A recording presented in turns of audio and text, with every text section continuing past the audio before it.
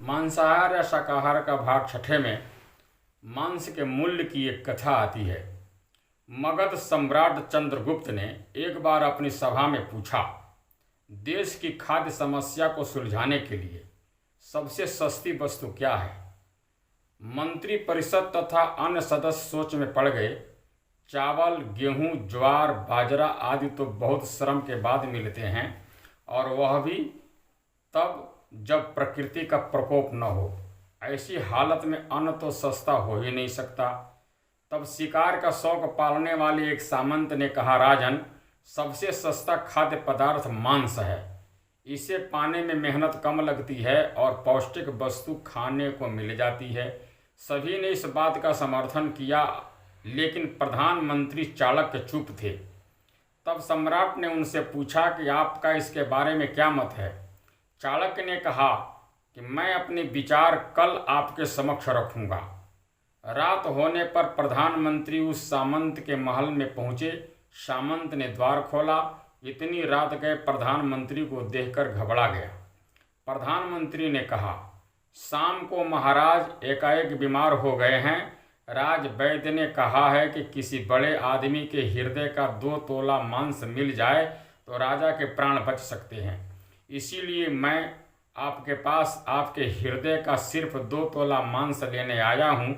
इसके लिए आप 1,00,000 स्वर्ण मुद्राएं ले लें।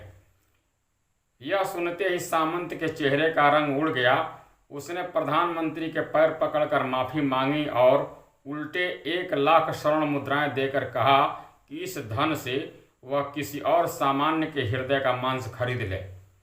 प्रधानमंत्री बारी बारी सभी सामंतों, सेनाधिकारियों के यहाँ पहुँचे और सभी से उनके हृदय का 2 तोला मांस मांगा, लेकिन कोई भी राजी न हुआ।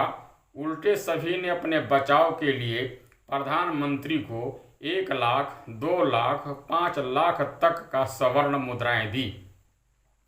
इस प्रकार करीब 2 करोड़ स्वर्ण मुद्राओं का संग्रह कर प्रधानमंत्री सवेरा होने से पहले वापस अपने महल पहुंचे और समय पर राज्यसभा में प्रधानमंत्री ने राजा के समक्ष 2 करोड़ स्वर्ण मुद्राएं रख दी। सम्राट ने पूछा, यह सब क्या है?